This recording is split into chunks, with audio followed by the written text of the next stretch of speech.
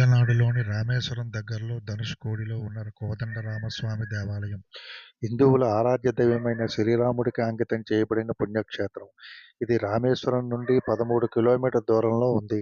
ఇది ద్వీపం దక్షిణ కొనను ఏర్పరుస్తుంది. ఈ ఆలయంలో రాముడు, లక్ష్మణుడు, సీత, హనుమంతుడు, విభీషణుడు దేవతలు ఉన్నారు. ఈ దేవాలయం సముద్రంతో చుట్టబడి పర్యాటక ఆకర్షణగా అలరారుతోంది. 1964లో వచ్చిన తుఫాను కారణంగా ధనుష్కోడి తీవ్రంగా ప్రభావితమైనప్పుడు ఈ ఆలయం మాత్రమే మనుగడలో ఉంది. ఈ ఆలయం దాదాపు 500 నుండి 1000 సంవత్సరాల క్రితం నిర్మించబడిందని అంచనా. రాముడి ప్రధాన విగ్రహం విల్లు కలిగి ఉన్నట్లు చిత్రీకరించబడింది. అందుకే ఈ విగ్రహానికి కోదండరామస్వామి అని పేరు వచ్చింది. రావణుడి తమ్ముడు విభీషణుడు రాముడిని, అతని వానర సైన్యాన్ని ఆశ్రయం కోరిన ప్రదేశంగా ఈ ఆలయం ప్రదేశాన్ని నమ్ముతారు.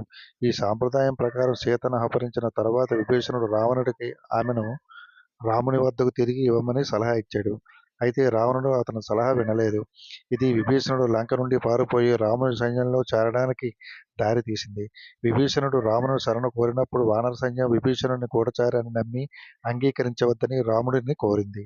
అయితే శరణి వచ్చిన వారిని రక్షించడం తన కర్తవ్యమని పేర్కొంటూ రావణుడు విభీషణుడిని అంగీకరించాడు. రావణ సంహారం తర్వాత రాముడు ఈ ప్రదేశంలో విభీషణుడికి పట్టాభిషేకం చేశారని కూడా చెబుతారు.